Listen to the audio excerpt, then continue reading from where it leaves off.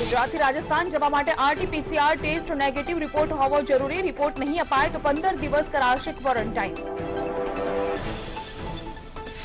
Corona vaccine બનાવતી Moderna company ભારતમાં માત્ર કેન્દ્ર સરકાર સાથે જ કરશે ડીલ. કેન્દ્ર દ્વારા રાજ્યોને અપાયેલી મંજૂરીનો કોઈ ફાયદો નહીં. આજથી 10 શહેરોમાં 18 થી 44 વય જૂથ માટે અપાશે 1 લાખ રસીના ડોઝ. રસીકરણને વેગવંતુ બનાવવા તંત્રના પ્રયાસ. રાજકોટમાં આજે મ્યુકોરમાઇકોસિસના આવશે ઇન્જેક્શન. જિલ્લા વહીવટીતંત્ર દ્વારા સ્ક્રુટિનીમાં વેરીફાઈ દર્દીઓને અપાશે રસી. ગુજરાતમાં 46 દિવસ બાદ નવા કેસ 4000ની નીચે. નવા 3794 કેસ સામે 8734 દર્દી કોરોના મુક્ત. 53ના મોત. અને તાવતે વાવાઝોડાને પગલે સૌરાષ્ટ્રના ગામોમાં વ્યાપક નુકસાની. ભાવનગર, ઉના, અમરેલી, દીવ, ગીર સોમનાથમાં વ્યાપક નુકસાન.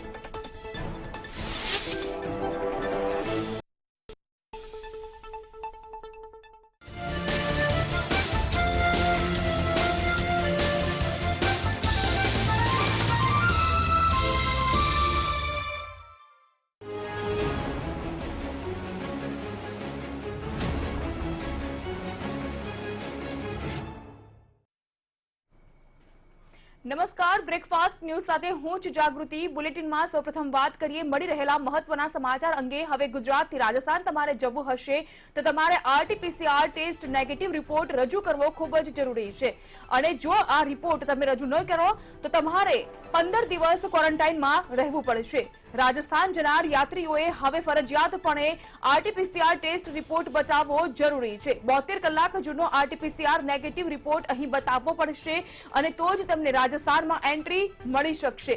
જો આપ આ રિપોર્ટ નહીં બતાવો તો આપને 15 દિવસ ક્વોરન્ટાઇન થવું પડશે. જે પ્રકારની વિગતો સામે આવી રહી છે તેના અનુસંધાનમાં મહત્વના સમાચાર ગુજરાતથી રાજસ્થાન તરફ જનારા તમામ પ્રવાસીઓ માટે. કારણ કે હવે 72 કલાક જૂનો આરટી-પીસીઆર નેગેટિવ રિપોર્ટ તમારે બતાવવો જ પડશે. અને જો તમે રિપોર્ટ નહીં બતાવો તો તમારે 15 દિવસ ક્વોરન્ટાઇન થવું પડશે. આ પ્રકારની વિગતો સામે આવી રહી છે. 72 કલાક જૂનો તમારે આરટી-પીસીઆર ટેસ્ટ નેગેટિવ રિપોર્ટ બતાવવો પડશે. અને આ રિપોર્ટ હવે ગુજરાત રાજસ્થાન બોર્ડર ઉપર હવે ફરજિયાત કરી દેવામાં આવ્યો છે.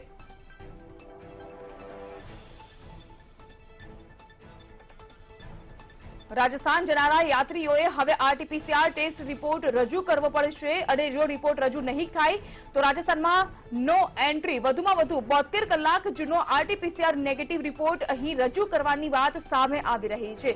આ સાથે જ જો રિપોર્ટ રજૂ નહીં કરાય તેવા કિસ્સામાં જે તે પ્રવાસીઓને 15 દિવસ ક્વોરન્ટાઇન કરવામાં આવશે. એટલે કહી શકાય કે હવે રાજસ્થાન તરફ જનારા મુસાફરોએ ખાસ આ તમામ બાબતોનું ધ્યાન રાખવું પડશે. સંક્રમણની ચેન રાજસ્થાનમાં ઝડપી આગળ વધી રહી છે. આ સંક્રમણની ચેન તોડવા માટે રાજસ્થાન પ્રશાસન, રાજસ્થાન સરકાર દ્વારા આ મહત્વનો નિર્ણય લેવામાં આવ્યો છે. બહારના રાજ્યોમાંથી રાજસ્થાન જેટલા પણ મુસાફરો આવી રહ્યા છે તે તમામ મુસાફરોએ હવે 72 કલાક જૂનો આરટી-પીસીઆર રિપોર્ટ ફરજિયાતપણે હવે રજૂ કરવો પડશે. અને જો પ્રવાસીઓ આરટી-પીસીઆર રિપોર્ટ રજૂ નહીં કરે તો તેઓને 15 દિવસ ક્વોરન્ટાઇન કરવામાં આવશે. કારણ કે રાજસ્થાનમાં બાળકોમાં પણ હવે કોરોના સંક્રમણનો ફેલાવો થઈ રહ્યો છે. અને બીજી ઘાતક લહેર બાદ હવે ત્રીજી લહેરની દહેશત પણ રાજસ્થાનમાં જોવા મળી રહી છે. રાજસ્થાનના દૌસા અને ડુંગરપુરમાં અનેક એવા બાળકો છે કે જેઓ કોરોના સંક્રમિત થતા તેઓને સારવાર આપવામાં આવી રહી છે. તેવા સંજોગોમાં સંક્રમણ વધતું અટકાવવા રાજસ્થાન સરકારે આ મહત્વનો નિર્ણય લીધો છે. કોરોના દિવસે ને દિવસે વધુ ઘાતક સ્વરૂપ લેતો જાય છે, જેને રસી રામબાણ ઇલાજ છે. કોરોના નવા સ્વરૂપે પણ સામે આવતા જાય છે. ત્યારે હવે રસીને 2 ડોઝ નહીં પરંતુ 3 ડોઝ લેવા પડશે.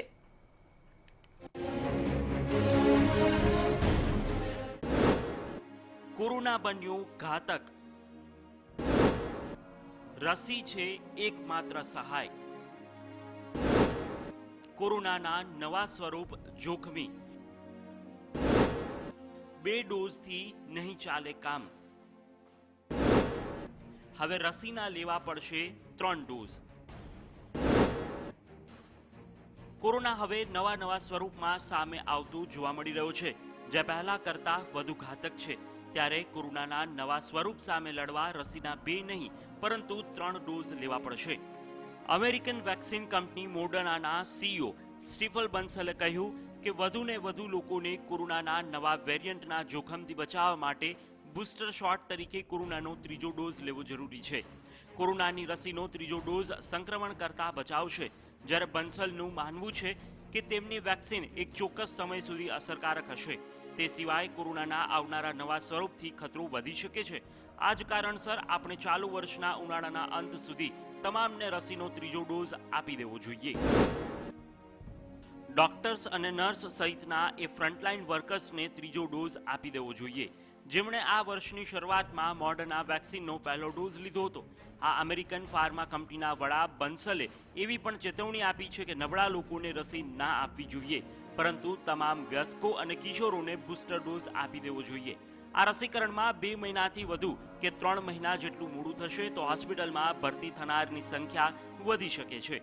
એટલું જ નહીં, કોરોના સંક્રમિતોનું મૃત્યુઆંક પણ વધી શકે છે. આ સ્થિતિથી કેટલાક દેશોમાં કોરોનાની ચોથી લહેર પણ આવી શકે છે. દુનિયાભરમાં અત્યાર સુધીમાં આશરે 9 કરોડ લોકોને મોડર્ના વેક્સિન અપાઈ ચૂકી છે. બ્યુરો રિપોર્ટ, મંતવ્ય ન્યૂઝ. અને હવે વાત તાઉતે સર્જેલી તારાજી અંગે.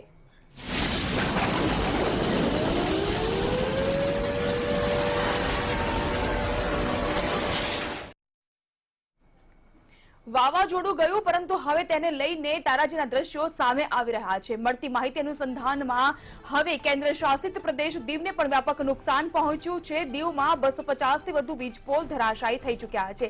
સબસ્ટેશનમાં પણ ભારે નુકસાનીના દ્રશ્યો સામે આવી રહ્યા છે. ત્યારે દીવમાં વીજ પુરવઠો પુનર્વત કરવામાં આવી રહ્યો છે. વીજ પુરવઠો ફરી આવતા લોકોએ હવે રાહતનો દમ લીધો છે. 3 વોલ્ટના સોલર પ્લાન્ટમાં 80% સુધીનું નુકસાન પણ અહીં જોવા મળી રહ્યું છે. 6 વોલ્ટ સોલર પ્લાન્ટમાં પણ ભારે નુકસાનીના દ્રશ્યો સામે આવ્યા છે. વધુ જાણકારી આપી રહ્યા છે સંવાદદાતા ભારતી. જે પ્રકારની વિગતો સામે આવી રહી છે દીવમાં તારાજીના કારણે, તાઉતેને કારણે તારાજીના દ્રશ્યો શું છે, વધુ અપડેટ? જે દીવમાં સોલર પ્લાન્ટ જે સુદંશિત છે તે દીવ ભારતભરમાં મશહૂર હતું અને તે 3 વોલ્ટ અને 6 વોલ્ટનો પ્લાન્ટ નાખેલો હતો. જેમાં 3 વોલ્ટનો જે પ્લાન્ટ છે એમાં 80% થી વધુ નુકસાન થયું છે, જ્યારે 6 વોલ્ટનો જે પ્લાન્ટ છે એમાં સામાન્ય નુકસાન થયું છે. અને દીવ સમગ્ર દીવમાં 250 થી વધુ થાંભલાઓ વીજ પોલ પડી ગયા હતા અને તેના કારણે દીવમાં 6 દિવસ સુધી એ વીજ પણ ગુલ હતી અને 6 દિવસ બાદ વીજળી આવતા લોકોએ રાહતનો શ્વાસ લીધો હતો. હાલ વીજળી દીવમાં દરેક જગ્યાએ ઉપલબ્ધ છે. આભાર ભારતી તમામ અપડેટ માટે. તો દીવમાં આખરે 6 દિવસ બાદ વીજ પુરવઠો ફરીથી કાર્યબંધ થતા અહીંના સ્થાનિકોએ રાહતનો શ્વાસ લીધો.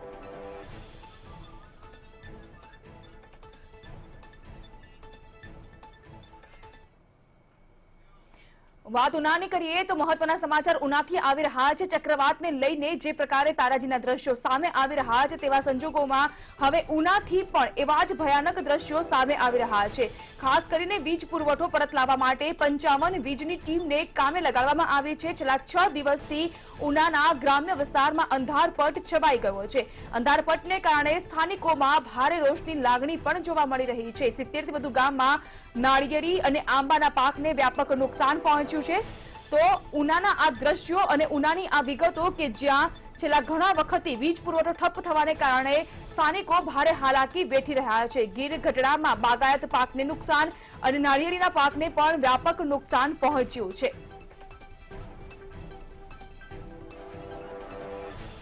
વધુ જાણકારી આપી રહ્યા છે ઉનાથી સંવાદદાતા કાર્તિક વાજા. કાર્તિક, તારાજી જે પ્રકારની સર્જાઈ છે તેને લઈને અત્યારે શું વધુ અપડેટ?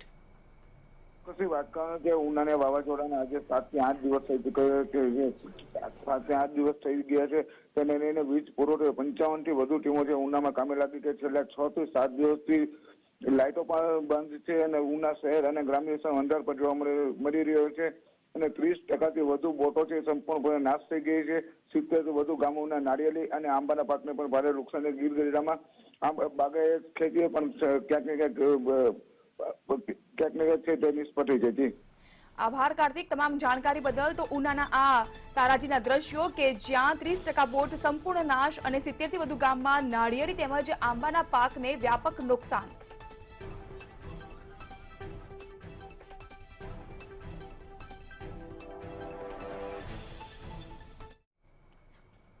મહત્વના સમાચાર મળી રહ્યા છે અમરેલીથી કે જ્યાં વાવાઝોડા બાદ હવે તારાજીના દ્રશ્યો સામે આવી રહ્યા છે. પીપાવાવ પોર્ટ અલ્ટ્રાટેક સિમેન્ટ શિપયાર્ડમાં મોટી નુકસાનીનો અંદાજ સેવાઈ રહ્યો છે. રાજુલા જાફરાબાદમાં પણ વ્યાપક નુકસાન પહોંચ્યું છે વાવાઝોડાને કારણે. તેવા સંજોગોમાં જાફરાબાદ બંદરમાં બોટમાં પણ ભારે નુકસાની જોવા મળી રહી છે. માછીમારોને વ્યાપક પ્રમાણમાં નુકસાન વેઠવાનો વારો આવ્યો છે. એટલે કહી શકાય કે અમરેલીમાં પણ હવે વાવાઝોડા બાદ નુકસાનીનો માર અહીં લોકો સહન કરી રહ્યા છે. ખેડૂત હોય, માછીમાર વર્ગ હોય, આ તમામ વર્ગના લોકોને હાલ તો રાતા પાણીએ રોવાનો વારો આવ્યો છે. અમરેલીના આ દ્રશ્યો અને આ ભયાનકતાના દ્રશ્યો ચાડી ખાઈ રહી છે વાવાઝોડાના તારાજીના. વધુ જાણકારી આપી રહ્યા છે અમરેલીથી સંવાદદાતા પરેશ. હાલની સ્થિતિની વાત કરીએ તો કયા પ્રકારની સ્થિતિ અમરેલીમાં? જી જાગૃતિ, અમરેલીમાં વાવાઝોડા બાદ નુકસાનીનો માર પીપાવાવ પોર્ટ અલ્ટ્રાટેક સિમેન્ટ શિપયાર્ડમાં મોટી નુકસાની હોય તેવો દ્રશ્યો જોવા મળી રહ્યું છે. રાજુલા જાફરાબાદમાં પણ મોટા પ્રમાણમાં નુકસાન, જાફરાબાદ બંદરમાં બોટોમાં પણ ભારે નુકસાની, માછીમારોને જે વ્યાપક પ્રમાણમાં ભારે નુકસાનીઓ થઈ રહી છે. ત્યારે ખેડૂતોને પણ પોતાના જે ઉનાળુ પાક હોય છે, પછી અત્યારે કોઈ પણ ખેડૂતો પોતાની બાગાયત ખેતી કરી હોય તેને પણ વાવાઝોડાએ બચ્યા નથી. ત્યારે વાવાઝોડાની અંદર જે આ તમામ લોકોને જે નુકસાનીઓ થઈ છે, ત્યારે ખેડૂતોને પણ ભારે નુકસાની થઈ છે. અને જે રાજુલા અને જાફરાબાદમાં જે માછીમારો છે, જે સાગર ખેડૂતો છે, તેની બોટોને પણ વ્યાપક પ્રમાણમાં નુકસાની જોવા મળી છે. ત્યારે ખેડૂતોની સાથે સાથે જે ત્યાં લોકો રહેતા હોય તેઓના મકાનોમાં પણ મોટા પ્રમાણમાં નુકસાનીઓ જોવા મળી રહી છે. આભાર પરેશ તમામ જાણકારી બદલ. તો અમરેલીમાં પણ વાવાઝોડા બાદ હવે નુકસાનીનો માર સહન કરી રહ્યા છે અહીંના સ્થાનિકો, માછીમારો અને ખેડૂતો.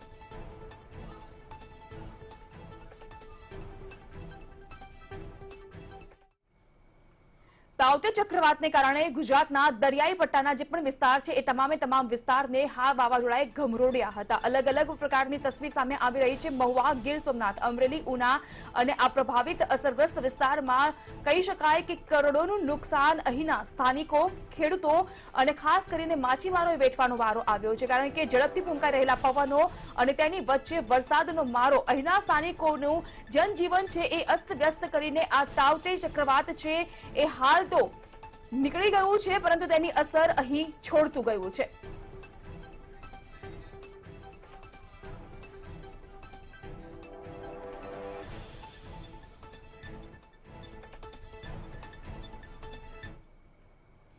તાઉતે વાવાઝોડાને 1 સપ્તાહ પૂર્ણ થઈ ચૂક્યું છે, પરંતુ આ 1 સપ્તાહની અંદર હજુ પણ તારાજીના દ્રશ્યો ધીમે ધીમે સામે આવી રહ્યા છે.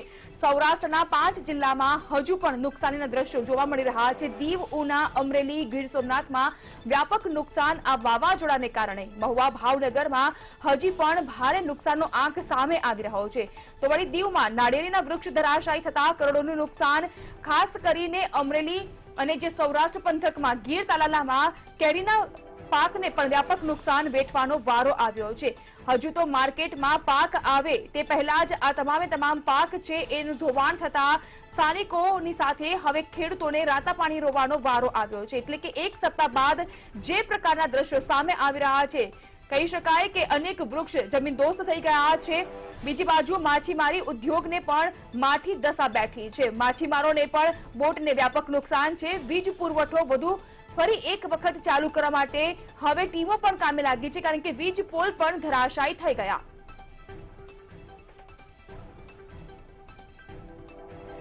તો સૌરાષ્ટ્રમાં કેવા પ્રકારની તારાજીના દ્રશ્યો સામે આવી રહ્યા છે તેને લઈને વધુ જાણકારી આપી રહ્યા છે સંવાદદાતા ધ્રુવ કુંડેલ. ધ્રુવ, સમગ્ર સૌરાષ્ટ્રની જો વાત કરવામાં આવે તો જ્યાં જુઓ ત્યાં વાવાઝોડાને કારણે વિનાશના દ્રશ્યો સામે આવી રહ્યા છે. શું હાલ 1 સપ્તાહ બાદની અપડેટ?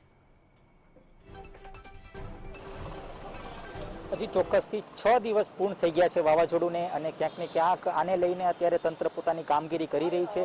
વીજ પુરવઠાની વાત કરીએ તો વીજ પુરવઠાની કામગીરી હાલ અત્યારે જડબે સલાક ચાલી રહી છે, પણ તેમ છતાંય ક્યાંક ને ક્યાંક લોકોનું એવું કહેવું છે કે ઘણા એવા વિસ્તારો છે કે જ્યાં ગોકળ ગાયની સ્થિતિએ આ જે કામગીરી છે અત્યારે થઈ રહી છે. ગઈકાલની વાત કરીએ તો ગઈકાલે ઉર્જા મંત્રી સૌરવ પટેલે મહુવા વિસ્તારની જે સમીક્ષા કરી હતી, સમગ્રપણે જોવા જાય તો તેમણે ડિહાઇડ્રેશન પ્લાન્ટની સમીક્ષા કરી હતી. અને ત્યાંના જે આજુબાજુ વિસ્તારના જે અધિકારીઓ છે તેમની સાથે એક બેઠક કરી હતી અને સાથે જો વાત કરીએ તો વીજ પુરવઠાના જેટલા પણ અધિકારી હતા તેમને એક સુપરવિઝન પણ તેમને કરી કે જેના કારણે જે કામ છે તે હજી ગતિ પકડે, કારણ કે જે રીતે વાત કરીએ તો જે આ વિસ્તાર છે ભાવનગર પંથકમાં ત્યાં પણ મોટી નુકસાની થઈ છે. ભાવનગર પંથકની વાત કરીએ તો ન માત્ર વીજ પુરવઠું અત્યારે કામ કરી રહ્યું છે, પણ તેમ છતાંય ક્યાંક ને ક્યાંક અત્યારે એવું પણ લાગી રહ્યું છે કે માછીમારોને પણ અત્યારે મોટી નુકસાની રહી છે.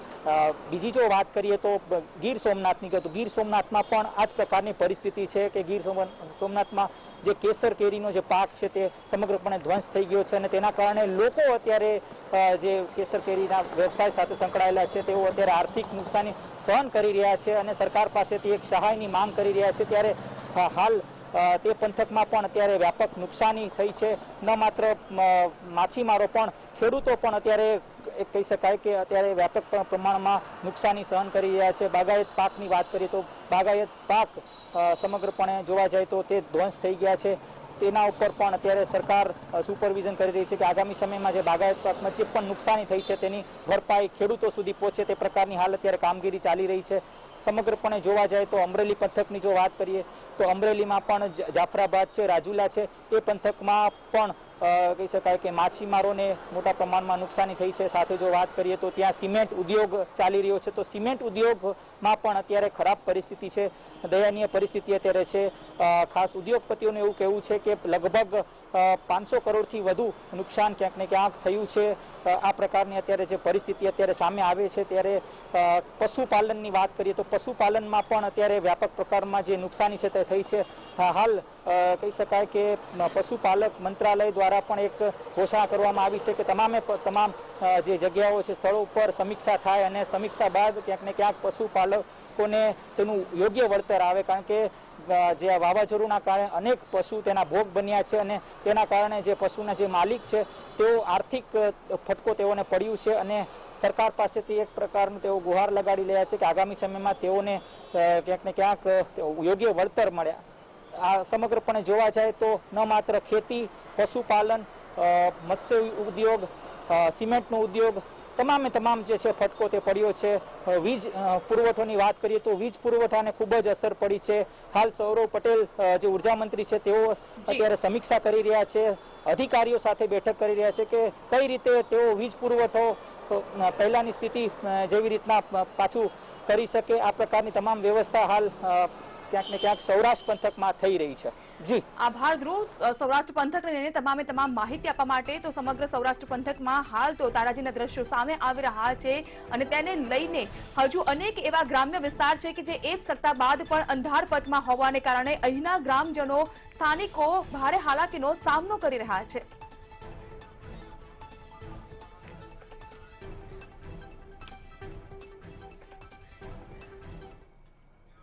આ સાથે જ મહત્વના સમાચાર મળી રહ્યા છે ભાવનગરથી. ભાવનગરમાં જે પ્રકારે તારાજી સર્જવામાં આવી છે, વાવાઝોડા બાદના આ દ્રશ્યો પણ સામે આવી રહ્યા છે. ભાવનગરમાં મહત્તમ કહી શકાય કે મહુવાની સ્થિતિ પણ ખૂબ જ ખરાબ. મહુવા, તળાજા અને ઘોઘામાં સૌથી વધુ અસર જોવા મળી રહી છે. વીજ થાંભલાની સાથે ટીસી સબ સ્ટેશનને પણ વ્યાપક નુકસાન. પ્લાન્ટમાં વીજળી ખોરવાતા ડુંગળીના પાકને નુકસાની વેઠવાનો વારો આવ્યો છે. વૃક્ષ અને કાચા મકાન પણ અનેક એવા ધરાશાયી થઈ ગયા છે.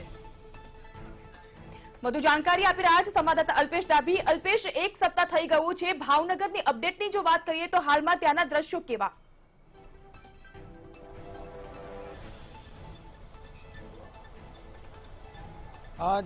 જણાય તો વાત જે તાવતે વાવાઝોડાની છે, તાવતે વાવાઝોડું કહી શકાય કે એક સપ્તાહ વીત્યા બાદ પણ ભાવનગરમાં હજી પરિસ્થિતિ છે તે ખૂબ જ ગંભીર બની છે. ભાવનગરના જે 655 ગામ છે, 655 ગામમાંથી માત્ર 350 ગામમાં વીજ પુરવઠો શરૂ થયો હોવાનું વીજ કંપની દ્વારા જણાવવામાં આવ્યું છે. ત્યારે વાત કરીએ તો અન્ય જે ગામો છે હજી પણ વિહોણા છે. બીજી તરફ વાત કરીએ જ્યારે ભાવનગર સમગ્ર જિલ્લામાં તો 10 થી 11,000 જે વીજ પોલ છે તે ધરાશાયી થયા છે, પરંતુ વીજ કંપની દ્વારા હાલ 5,000 જેટલા કર્મીઓ 3 જિલ્લામાંથી ભાવનગર જિલ્લામાં લાવીને કામગીરી તો શરૂ કરવામાં આવી છે, પરંતુ હજી તે સંપર્ક વિહોણા હોય, વીજ કંપની જે છે તેની કામગીરી વિહોણા હોય તેવા બની રહ્યા છે. બીજી તરફ વાત કરીએ તો જ્યારે શહેરી વિસ્તારની વાત કરીએ, શહેરી વિસ્તારમાં મોટા ભાગના વિસ્તારમાં વીજ કંપની પ્રકારની કામગીરી હાથ ધરવામાં આવે છે, પરંતુ કેટલાક વિસ્તારો એવા છે કે જ્યાં હજી સુધી લાઇટ ન આવવાને કારણે લોકોને મુશ્કેલી ભોગવી રહ્યા છે. અને બીજી તરફ જે રીતે વીજ કંપનીની પાણી વિતરણમાં પણ મુશ્કેલી પડી રહી છે. મુખ્ય કહી શકાય કે અત્યારે જે રીતે ઉનાળાનો માહોલ છે, લોકો પીવાના પાણીમાં પણ ખાસ મુશ્કેલી પડી રહી છે. પાવર ના હોવાને લઈને નથી, પાણી મળી શકતું નથી. જે અંગે હાલ વહીવટી તંત્ર દ્વારા જણાવ્યું છે તમામ જે કામગીરી છે તે યુદ્ધના ધોરણે પ્રારંભ કરી દેવામાં છે, પરંતુ ક્યાંક ને ક્યાંક હજી જે પ્રકારે વીજ પુરવઠો યથાવત શરૂ નથી થયો તેને લઈને લોકોમાં પણ ખૂબ જ રોષ જોવા મળી છે. કેટલાક વિસ્તારો એવા છે કે જ્યાં લોકલ વીજ પુરવઠો છે કે પોતાના ઘરની લાઇટો બંધ હોય તેવી પણ ફરિયાદો ખૂબ જ ઉઠી રહી છે, પરંતુ ક્યાંક ને ક્યાંક જોવા જઈએ તો વીજ કંપની દ્વારા તે કામગીરી કરવામાં ક્યાંક ને ક્યાંક ઊણું ઉતર્યું છે. અને આ જે લાઇટ છે તે શરૂ કરવામાં વીજ કંપની દ્વારા કોઈ ના કોઈ મુશ્કેલી પડી રહી છે. તે તમામ વીજ પુરવઠો શરૂ કરવા ન થવાને લઈને લોકોમાં રોષ જોવા મળ્યો છે. આભાર અલ્પેશ. તો એક અઠવાડિયા બાદ પણ ભાવનગરમાં સ્થિતિ જૈસે કે તૈસે જોવા મળી રહી છે. કેટલાક વિસ્તારમાં અંધારપટ હજુ પણ યથાવત અને સંપર્ક વિહોણા બન્યા છે.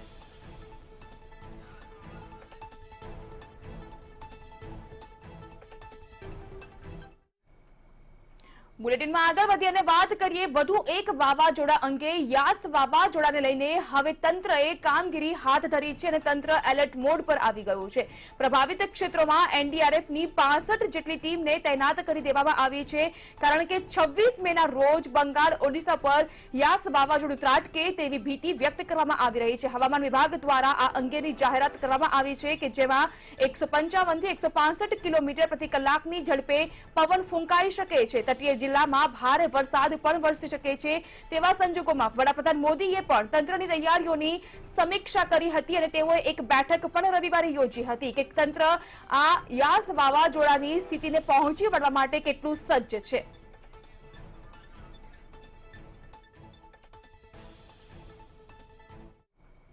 અને હવે વાત કરીએ કોરોના કાળચક્રની.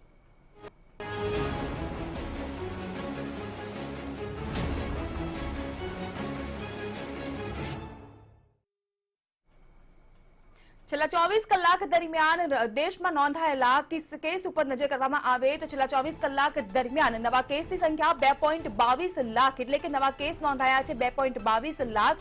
અને આ સાથે જ ડિસ્ચાર્જ થનાર દર્દીઓની સંખ્યા પહોંચી ગઈ છે 3.2 લાખ પર. એટલે કહી શકાય કે નવા કેસની સામે હવે રિકવર થનાર દર્દીઓની સંખ્યામાં નોંધપાત્ર સુધારો જોવા મળી રહ્યો છે.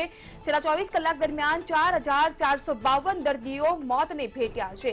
તો વળી એક્ટિવ કેસનો આંક આ સાથે જ 27.16 લાખ સુધી પહોંચ્યો છે.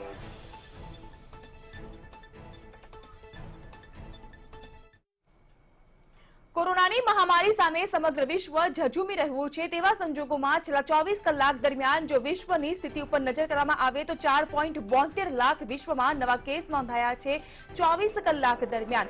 આ સાથે જ કુલ મોત નોંધાયા છે 9,595 એટલે કે 9,000 થી વધુ લોકો આ રોગને કારણે મૃત્યુ પામ્યા છે. એક્ટિવ કેસનો આંક પહોંચ્યો છે 1.54 કરોડ પર.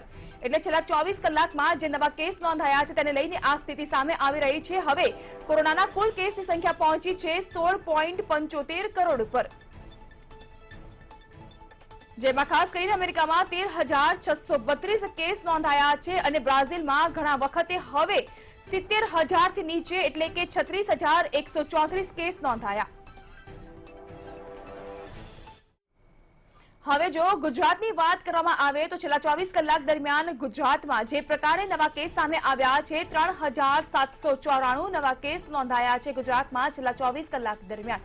કોરોના કાળમાં આગળ વધતા ડિસ્ચાર્જ થનાર દર્દીઓની સંખ્યામાં વધારો જોવા મળી રહ્યો છે. 8,734 જેટલા દર્દીઓ છેલ્લા 24 કલાક દરમિયાન પરત ફર્યા છે ઘરે હોસ્પિટલમાંથી. 24 કલાક દરમિયાન 53 જેટલા દર્દીઓના કુલ મૃત્યુ નોંધાયા છે. આ ગુજરાતની છેલ્લા 24 કલાક દરમિયાનની સ્થિતિ છે.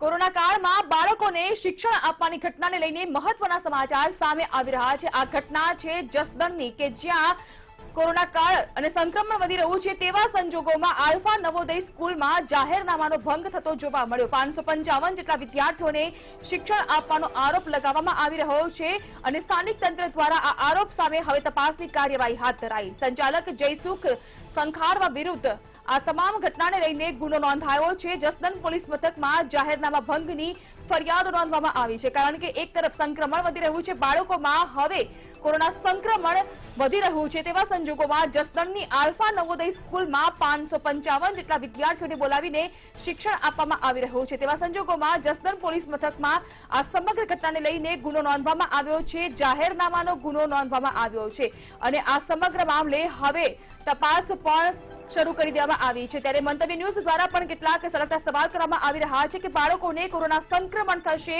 તો જવાબદાર કોણ? કારણ કે જે પ્રકારની ઘટના સામે આવી રહી છે તેવા સંજોગોમાં શું સંચાલકો સામે પગલાં લેવાશે અને કેવા પગલાં લેવાશે? આવી ઘટના બનતી અટકાવવા માટે કેવા પ્રકારના પગલાં તંત્ર દ્વારા લઈ શકાય? કોની રહેમરા હેઠળ બાળકોને ક્લાસમાં ભણાવવામાં આવતા હતા? કારણ કે 555 જેટલા બાળકોને શાળામાં બોલાવીને તેઓને ભણાવવામાં આવતા હતા.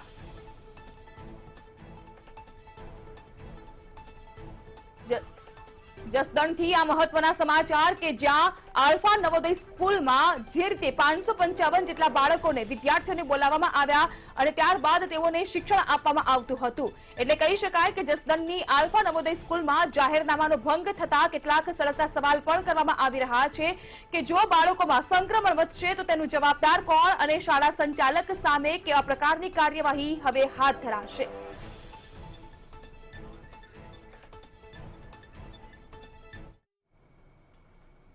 તો બ્રેકફાસ્ટ ન્યૂઝમાં આજે બસ આટલું જ અને વધુ સમાચાર માટે આપ જોતા રહો મંતવ્ય ન્યૂઝ અને આપ લોગિન પણ કરી શકો છો www.mantavynews.com પર. નમસ્કાર.